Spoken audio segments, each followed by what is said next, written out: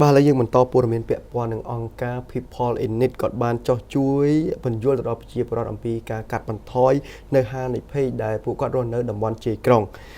អង្គការ People in Need ដែលហៅកាត់ថា PING បានចោះជួបជាមួយនឹងពលរដ្ឋនិងអាជ្ញាធរសង្កាត់សាក់សំពៅខណ្ឌដង្កោដើម្បីពិនិត្យស្រាវជ្រាវអំពីភាពងាយរងគ្រោះហានិភ័យនានាដែលឈានទៅដល់ការអនុវត្តគម្រោងដោះស្រាយផងដែរលោកទេពសុខាអនុប្រធានកម្មវិធីកាត់បន្ថយហានិភ័យតំបន់ទីក្រុងនៃអង្គការ People in Need បាននិយាយថាក្រុមការងាររបស់លោកចោះសិក្សានិងកំណត់មុខសញ្ញាគ្រោះថ្នាក់នៅក្នុងមូលដ្ឋានមានដូចជាគ្រោះធម្មជាតិស្ថានភាពទឹកជំនន់នៅក្នុងខណ្ឌផងដែរលោកបានបន្តទៀតថាបេសកកម្មនេះក្រុមការងារអង្គការ PING នឹងធ្វើការចោះពិនិត្យស្ថានភាពងាយរងគ្រោះនៅក្នុងសង្កាត់ទាំង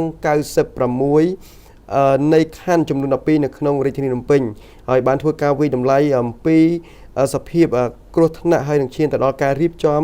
អំពីការសង្គ្រោះបន្ទាន់និងការបង្កើតសមត្ថភាពឆ្លើយតបឲ្យបានជេរភាពអំពីការការពារបរិស្ថានសុវត្ថិភាពរស់នៅរបស់ប្រជាពលរដ្ឋទូទាំងប្រជាជាតិកម្ពុជាផងដែរបាទនេះគឺជាការចោះបញ្យល់របស់ប្រជាពលរដ្ឋឥឡូវយើងបន្តព័ត៌មានពាក់ព័ន្ធ